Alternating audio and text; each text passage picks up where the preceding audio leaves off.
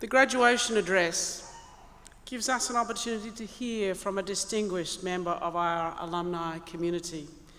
And we are really fortunate and blessed today that the address will be delivered by Miss Geraldine Davys. Ms. Davys is Director of Marketing and Product at the Nissan Corporation. She's had extensive marketing experience, leading many high-performing teams.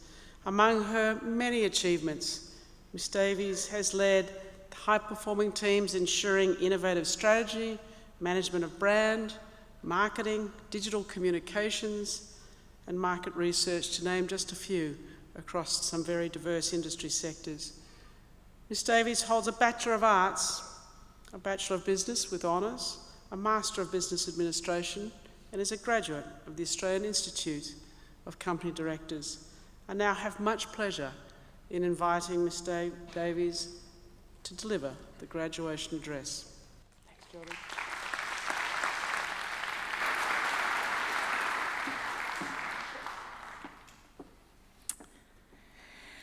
So, thank you, firstly, for that very warm welcome. And good afternoon, everyone. To yourself, Deputy Chancellor Dr. Megan Clark, Pro Vice-Chancellor Professor Chris Ryan, members of the faculty, ladies and gentlemen, and of course, the new graduates. Today is a truly memorable day, not only for you, but for the wonderful support crew that have helped you get to where you are today. What a crazy, different, quite frankly, unique year we've had. But I feel so excited and honoured to be in front of what is the next generation of leaders. You have so much to look forward to. And as I reflected on today's presentation, I thought, hopefully correctly, what would I have wanted to have known when I graduated from Monash all those years ago? Well, think about your life as one long university degree of learning. Even through the ups and downs you'll experience, one of the most important life lessons for your career is simply this: life is all about how you handle Plan B. Plan A is always your choice, of course, but know that there will always be a Plan B. These words have been essential throughout my career. We cannot look at it as an Insta photo, a frozen picture of perfection at a moment in time. Pursuing our career goals is not a straight and predictable path. It is a zigzag of ups and downs, gains and losses, victories, and, of course, heartbreaks. Life doesn't guarantee anyone their ideal plans. Think about this for just a moment. Who could have guessed what happened in 2020 for any of us? Quite frankly, no one got their career predictions right for last year, since we really didn't foresee this pandemic coming. Yet everyone's life and career have been impacted in some way by COVID-19. A Plan B was more crucial than ever for many of us. As we look ahead, we see with certainty some new trends, some dramatic changes, and, importantly, core competencies you'll need to take and develop that will affect your career and job searches you undertake. There's a lot of information about jobs that will be demanded. A recent Deloitte study found that 87% of employment in Australia will require significant digital literacy skills. During COVID-19, roles with programming skills, maths, tech design and analysing data were among the fastest growing. Addressing this gap in the future will help businesses in the tech, media and telco industry grow by over 10 billion by 2025. Furthermore, the National Skills Commission recently published a report titled "The Shape of Australia's Post-COVID-19 Workforce," which developed an occupational resilience framework that ranked the relative strengths of over 358 occupations and their likely prospects as the economy recovers from the pandemic. The good news is that the skill levels for the resilient occupations and employment are commensurate with a bachelor degree or a higher qualification. All a great sign for the future. But what is also incredibly important is what we have in the tank to really handle the changes that will inevitably keep coming at us very fast. The fallout of COVID-19 has exposed many organisations with the ability to respond in times of crisis and shown adaptability, agility and tenacity are new core competencies for us all. In theory, it sounds great. In reality, is it possible to ensure we have or at least develop all of these core competencies? Well, yes, I believe we can. Let's look at each one really quickly and how certainly I've tried to manage those throughout my career.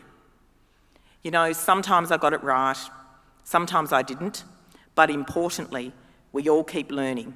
So, from my humble experience, it's all about how you handle Plan B. Adaptability is the quality of being able to adjust to new conditions. I did a double degree at Monash in Business and Arts and completed my honours, and later a full-time MBA. It all sounds great, but the most vital skill in your career is how you adjust and change and use the degree you'll walk away with today accordingly. Be open to possibly start with an organisation that may not be your ideal, but see it as a learning experience. Become a professional sponge. I've had what many would deem an unconventional career path, having several jobs in multiple industries, starting in a global real estate and investment group, then completing my MBA, moving into consulting, and then working across numerous blue chip companies, then shifting into digital financial services and now automotive. My career has been anything but linear. And it's completely okay if yours is, but having so much industry-wide experience has undoubtedly benefited me throughout my career. Don't just do the job, but adapt as required and excel at it every day. The second core competency is agility, which is the capacity to move quickly and easily. Thinking and understanding fast is vital as you move through your career journey. We are often asked to have a master plan.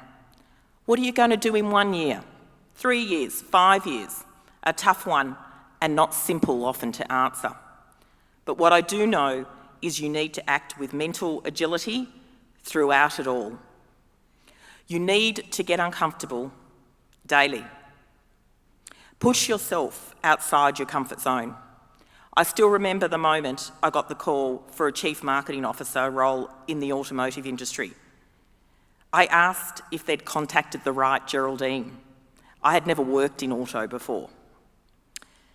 But the answer they gave me was, exactly, that's why we're talking to you. In hindsight, I thought, why had I doubted myself? I was ready to step up. So, the learning, always take the opportunity, and if need be, work it out later. But ultimately, my favourite is the superpower of tenacity, which I define as strength with a purpose. It's not just about being persistent or refusing to give up.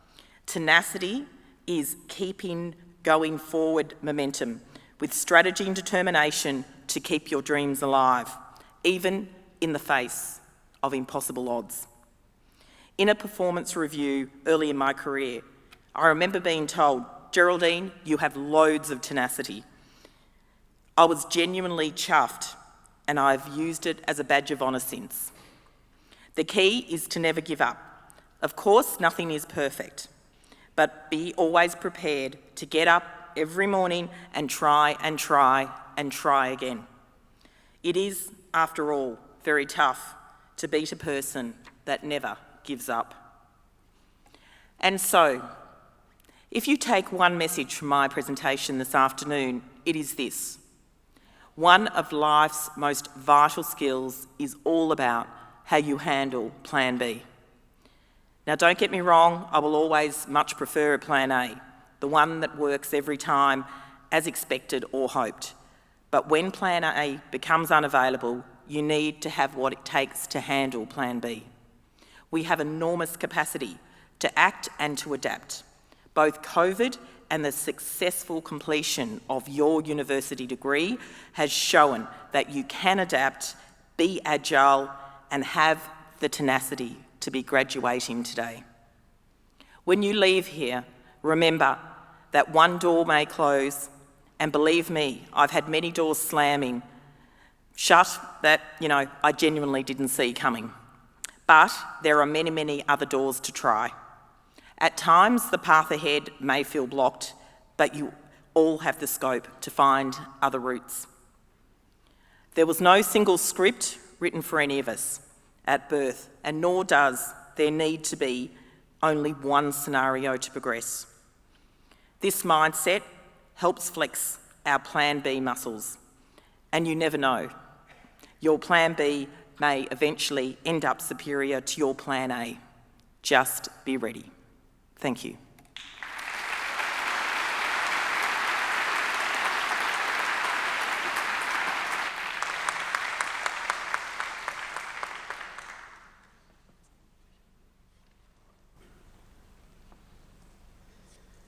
Thank you so much, Geraldine. I think every one of the graduates in the audience has had a day a little bit like you described in your speech, where you probably thought it might have been easier to give up. It's been a really tough time for the last year, and I think many of you are already well into Plan B, but you're all here today, and you made it through. And I think that demonstrates already this group has the tenacity. You highlighted for us the importance of Plan B. I'll remember that myself. It's and keeping that resilience. You highlighted to us, of course, the importance of the skills. This generation is already the most digital, the most advanced, the most knowledgeable of any of the generations that have come before you. And you reminded us of resilience, to be open to opportunities and to open to new knowledge, something that sits with the heart of Monash. I think you also said to the graduates, don't doubt yourself. I think if you didn't have moments of self-doubt, and I'm sure you did as well, you wouldn't be human. But you reminded us to get over those moments of self-doubt and to trust yourself. So thank you very much. We really appreciate that. Please again thank our speaker.